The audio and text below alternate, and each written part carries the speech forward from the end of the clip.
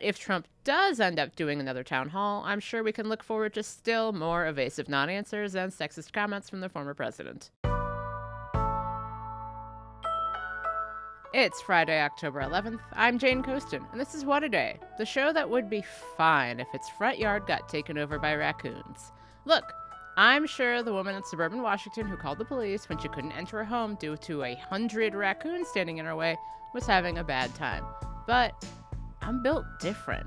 If 100 raccoons want to hang out with me, I am absolutely down. On today's show, former President Obama gets on the stump in Pittsburgh. Plus, we're getting another town hall with Kamala Harris, but Trump says he won't do the same. Sad! But first, people in Florida are assessing the damage caused by Hurricane Milton. The storm made landfall late Wednesday as a Category 3 storm just south of Tampa. Officials say up to 18 inches of rain fell overnight. As of late Thursday, around 3 million people were still without power. At least 12 people died, though that number is expected to increase as rescue efforts continue. 5 of those reported deaths were caused by a tornado that struck on the state's Atlantic coast, the opposite side of the state from where Milton landed. Dozens of tornadoes were confirmed in the state Wednesday, spawned by Milton's strong winds. Still, during a briefing on Thursday, Florida Governor Ron DeSantis said it could have been a lot worse. What we can say is the storm was significant, but thankfully this was not the worst case scenario. The storm did weaken before landfall, and the storm surge, as initially reported, has not been as significant overall as what was observed for Hurricane Helene. President Biden also gave an update Thursday afternoon. He said Congress would likely have to come back to approve more funding for disaster aid.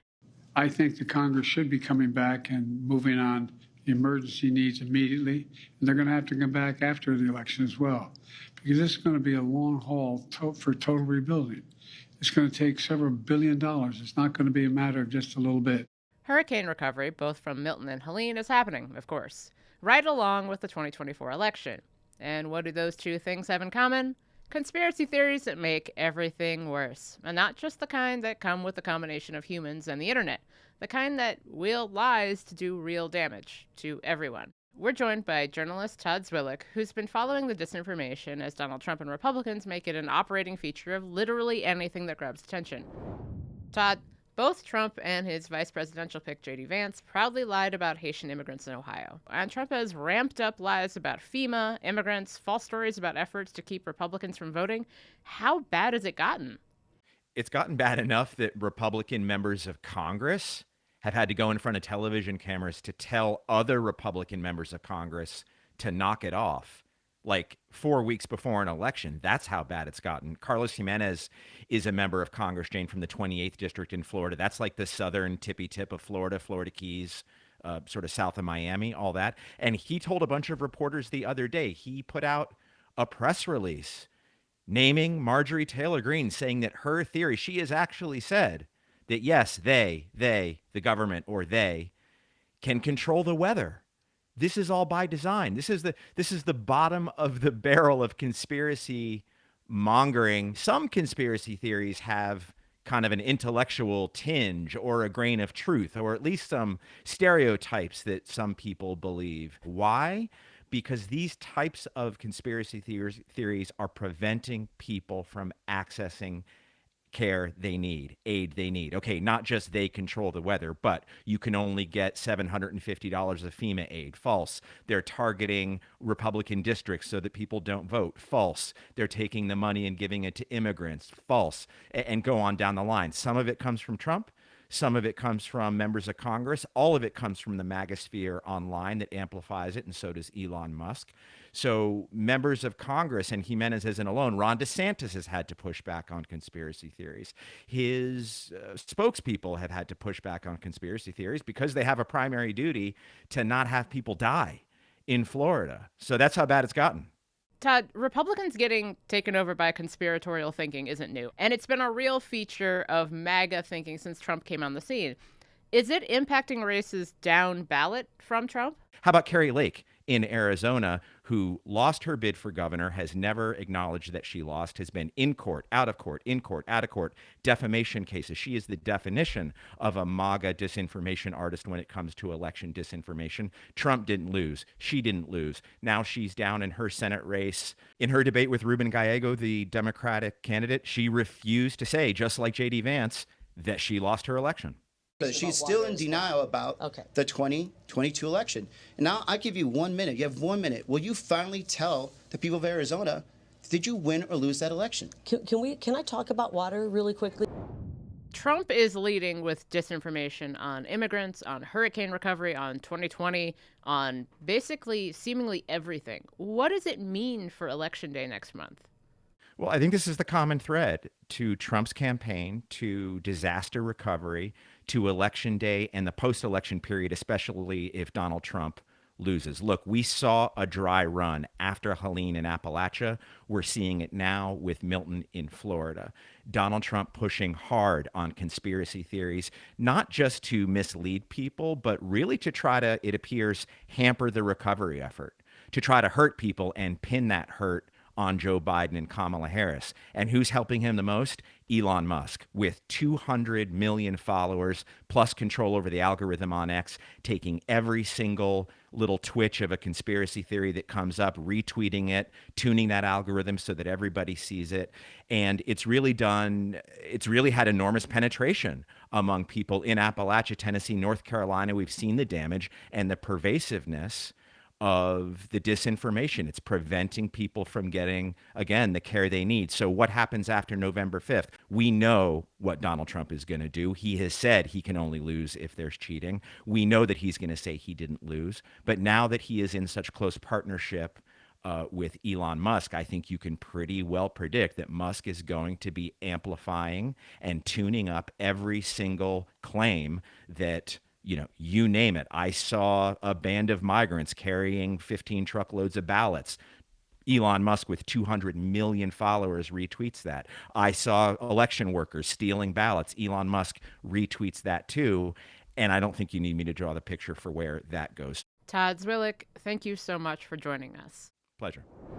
In addition to fighting lies and smears, increasing voter turnout will be another essential part of winning this election for Democrats. And that doesn't just apply to the presidential race. There are a ton of down-ballot races that are also critical in November. To find out more about the House and state legislature elections to watch, I sat down with Shaniqua McClendon, head of Crooked's partner organization, Vote Save America, a political action committee, which is separate from the newsroom. Shaniqua, welcome to Water Day. Thank you. Hi, Jane. Hi. To start off, can you explain to our audience what Biden 18 congressional districts are and why they're so important? Yeah, so the Biden 18 districts are 18 congressional districts that Joe Biden won in 2020, but are represented by Republicans, which means that voters are interested in voting for Democrats in those seats. But for some reason, that didn't happen in 2020. And so Democrats are really focused on making sure that they're engaging voters in those districts so that we can win those seats back. We do not even need 18 seats to win back the House. So going after those seats creates a huge opportunity. One of those seats in a blue state is California District 45, where Democrat Derek Tran is running. Mm-hmm. What should people know about that race? Yeah, so this is actually a really exciting one. Derek Tran could become the first Vietnamese American to represent the district.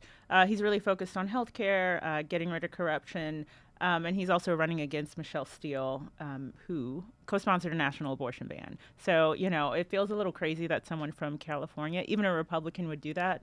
But that's why this is a race that we're really paying attention to, because the House will determine a lot when it comes, only if Donald Trump is reelected, which we hope he's not, but we need to make sure we have all the protections in place as possible. So flipping that seat will be really important. And in New York District 17, Democrat Mondaire Jones is running to unseat Republican Mike Lawler. I know that race is super close. What's going on there? Yeah, so of course you have your Republican and your Democrat running, but there's also a third-party candidate that the Republicans have put in there. And this is something that happens. We've seen this happen in the past in New York House races. Republicans know they tend to lose in New York, so they throw in these third-party candidates in really close races. These are candidates that kind of look similar to Democrats, and it's pretty much to siphon off Democratic votes so that the Republican can win, and it's not actually like a Democrat. I mean, these people are just random people who agreed to put their name on a ballot to this might be aggressive, but I think it's a form of voter suppression because it's like tricks, to win unfairly. Uncool. So there are plenty of races outside of New York and California worth paying attention to. What other districts could help determine control of the House? Yeah, so in Colorado, Yadira Carballo, she's someone that we've helped in the past, but she's in a really competitive race. I had the chance to meet with her earlier this year, and, she loves representing her district. But again, it's a really tight race. It's Colorado, which is a blue state, but there are some parts of it that are still a little bit red. Yeah, Lauren Boebert, like that kind of Colorado Springs, that kind of area. Lauren Boebert actually came up when we were meeting, and now Lauren Boebert has shifted districts because, she didn't want an actual competition. She almost lost last year. But people are still paying too much attention to Lauren Boebert, and so someone like Yadira still needs people to pay attention to her because she's actually a seat that we stand to lose. Also in Nebraska, Tony Vargas, who's a Latino leader, he's got a really compelling working class story, but he represents an opportunity to flip a critical state after we lost it last cycle. But, Nebraska's been in the news a lot because, one, a lot of people think there might be a chance to win a Senate seat there with an independent that's running. There's not a Democrat in the race. Democrats have gotten behind the independent there. But also, Nebraska is one of 2 states where the electoral college votes are not winner take all.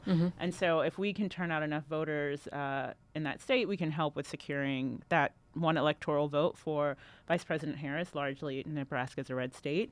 And that will be really important to winning the presidency as well. Shifting to talk about state legislatures, why is it essential to flip those this election? Yeah, I talk about 2010 a lot. I won't give a full history of it, but 2010 is when Democrats lost a ton of state legislatures, and right now we're still feeling the ramifications of that. We're seeing crazy laws, be it abortion, gun reform, or lack of gun reform at the state level. That's due in large part because a lot of legislatures flipped, and then they gerrymandered both their districts and congressional House districts, which also influence what our House look like. So those races are really important for those 2 reasons, but also most of the policy that we care about, that we argue about, is coming out of our state legislatures. And it's not just flipping them. Arizona and New Hampshire present opportunities to flip legislatures, but then you look at a state like North Carolina, where there's a Democratic governor. There will likely be a Democratic governor after this election because people are not voting for Mark Robinson. But they have a supermajority. So if the governor vetoes something, they can overturn it. And in North Carolina, they will not flip it, but they do want to get rid of that supermajority so that the governor will have the power of the veto against any crazy bills that come through there. Speaking of North Carolina, so much of North Carolina is still reeling from Hurricane Helene. Yeah. Do you think the hurricane and its aftermath is going to have an impact on elections there? Yeah, I mean, it could. There are efforts there to make sure that people have the resources they need, the information they need to actually get their ballots turned in. But, even if people have everything they need at their disposal, it's still, even voting is a lot to ask of someone who's lost their home and lost the resources that they need to do that. It is still really important. Again, North Carolina Republicans passed and blocked a lot of bills that would have improved building code standards in the state, a lot of stuff that could have prevented a lot of the damage in the state. And so it just, again, shows why those races are so important. We're in the last couple of weeks before the election. If you're a Democrat, you're anxious because that's how we're made. Yeah. What can our audience do to get involved before the election to help win? The first thing you should do is make sure that you know what you're voting on. So you can go to votesaveamerica.com/vote, and that will bring up our Build Your Own Ballot tool. You can go in there and see what's on your ballot. Make sure you're all set. You can create a plan to vote so you're reminded when to vote and where to vote. Do that as soon as possible. We're encouraging people to vote early. And then after that, go to votesaveamerica.com/volunteer. And then talk to other people about voting. This is going to come down to turnout, and every conversation that you have with someone can make an impact. Also talk to your friends and family and the people in your community who trust you. People hearing from people that they know and trust goes a long way, and it actually increases turnout because, volunteers are important, but it means a lot more when someone that you know, love, and trust comes and tells you the importance of your vote.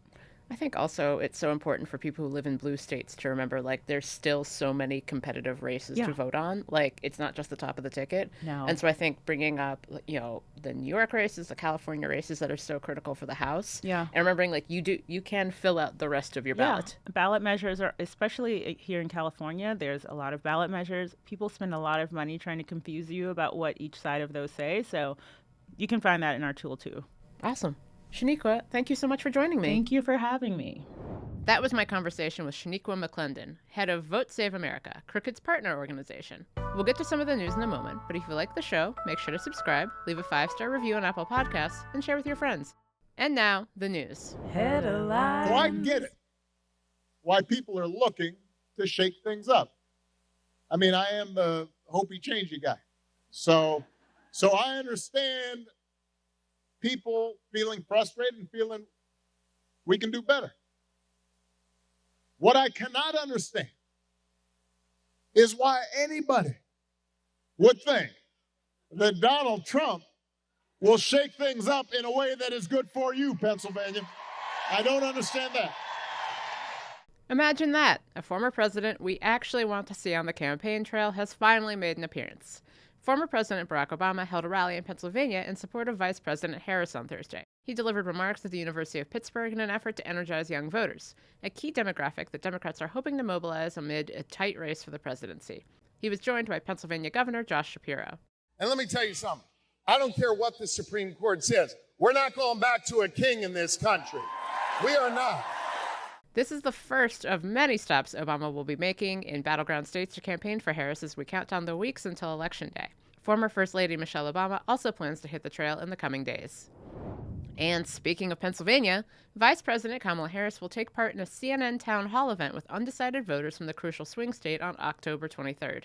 The network had originally invited Harris and former President Donald Trump to participate in a debate on that date, which Harris also accepted, but Trump refused. CNN has also invited Trump to do a separate town hall on the 23rd, but did not get an immediate yes from his campaign. That might be because the last time Trump did a CNN town hall in 2023, it was full of unhinged moments like this one, when he insulted CNN anchor Caitlin Collins. I would like for you to answer the question. Okay, it's very simple to answer. That's why I asked it. It's very simple to, you're a nasty person, I'll tell you what. Free hint for CNN, maybe don't pack the town hall with Trump supporters. But if Trump does end up doing another town hall, I'm sure we can look forward to still more evasive non-answers and sexist comments from the former president. Israel continues to target multiple countries with deadly attacks. An Israeli airstrike hit a school used by refugees as a shelter in central Gaza on Thursday. At least 28 Palestinians were killed and dozens injured in the attack, according to the Palestinian Red Crescent Society. Israeli officials claimed they were targeting Hamas militants in the strike, but did not immediately provide any evidence to back up those claims. Also on Thursday, Israel continued attacking Lebanon, where its forces are fighting with the militant group Hezbollah. At least 22 people were killed and over 100 wounded in Israeli airstrikes in central Beirut, according to Lebanese health officials. And in southern Lebanon, the United Nations peacekeeping mission said that their members have been attacked multiple times this week by Israeli forces, and that fire from an Israeli tank injured 2 of its peacekeepers. Israeli officials say they are looking into the incident. A federal judge has set a date of May 5th for the sex trafficking trial against Sean Diddy Combs. The trial should last about a month. The charges against Combs so far include sex trafficking by force, transportation to engage in prostitution, and racketeering conspiracy. Gloria Allred, who represents some of Diddy's accusers and has also represented victims of Harvey Weinstein, Bill Cosby, and R. Kelly, says that the trial won't be easy. Here she is speaking to ABC's Los Angeles affiliate. Consent is a big issue. And it is the government's burden in a criminal case to prove any charge and all charges beyond a reasonable doubt. That's a very high burden of proof. Combs has been held without bail in New York for 3 weeks and will be detained until the trial starts, though his lawyers have submitted another appeal. And that's the news.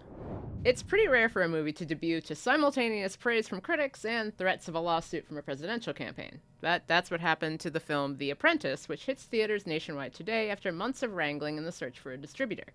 The film tells the story of Donald Trump's beginnings in New York, his relationship with mentor and notoriously sketchy lawyer Roy Cohn, and his marriage to his first wife, Ivana. Our producer, Michelle Alloy, spoke with the film's director, Ali Abbasi. Michelle, you asked him why it took so long for the film to make it to theaters. Right, and the answer is tons of legal threats, in part from our ever-litigious former president, but also from one of the investors in the film.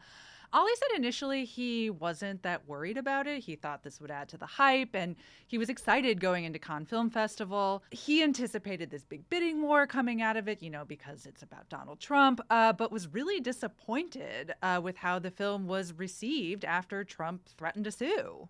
People are free to hate it, love it, bash it, praise it, whatever, but to sort of put it in a locker and lock it there, it's just not fun, but also depressing for the state of affairs where one guy can bully 350 million people into like, watching something, not watching something. So I think it's depressing that in a country that is famous and has a tradition for freedom of speech, we should see this kind of behavior. And Ali was specifically upset with Republicans who, talk a big game about loving free speech, the First Amendment, all those fun things, and then say we should boycott the film. So there you go. I can see how that would be disappointing, though, believing in Republicans, never once.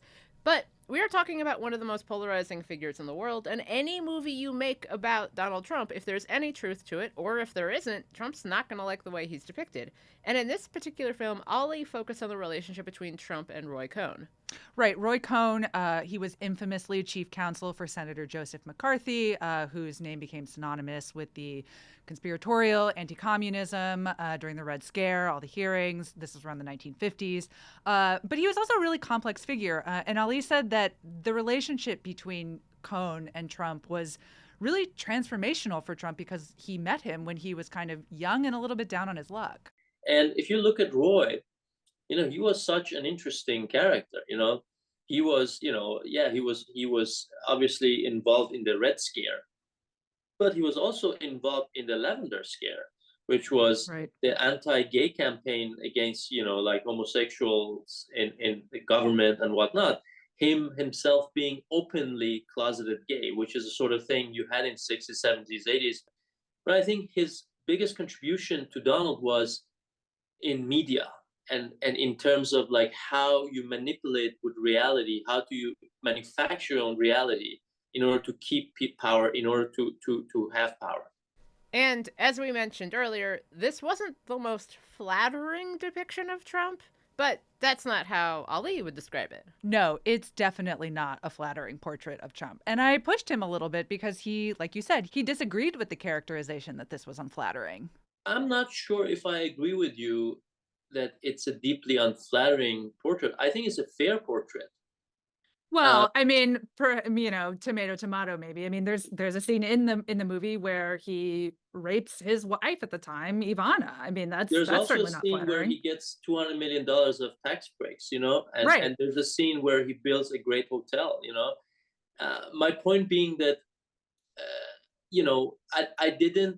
I didn't think that we should do an unflattering raw version of, him and bash him or anything. I felt like we should be as non-partial in terms of political terms as possible and let the human being come through, whichever way that it comes through. The film is in wide release in theaters this weekend. We are also, obviously, a couple weeks away from the election. Ali said he doesn't think the depiction of Trump in the film is going to swing voters either way. And frankly, he's probably right. I mean, poll after poll has shown that people's opinions about Trump are pretty set at this point. So flattering or unflattering, it's probably not going to move the needle very much. Thanks, Michelle. One more thing before we go. It's been over a year since Hollywood writers and actors went on strike, and the industry still hasn't been the same. This week on Assembly Required, Stacey sits down with award-winning actor, producer, and activist Bryan Cranston to talk about everything from the evolution of Hollywood to the livelihoods of the artists who make it, and how the industry is evolving to meet our unquenchable thirst for content. Listen to this episode now wherever you get your podcasts, or catch Assembly Required on YouTube. New episodes drop every Thursday. That's all for today. If you like the show, make sure you subscribe, leave a review, try to stay hopey-changey, and tell your friends to listen. And if you're into reading and not just whether or not I can have a raccoon in California like me, What A Day is also a nightly newsletter. Check it out and subscribe at crooked.com/subscribe. I'm Jane Coaston, and raccoons are innocent.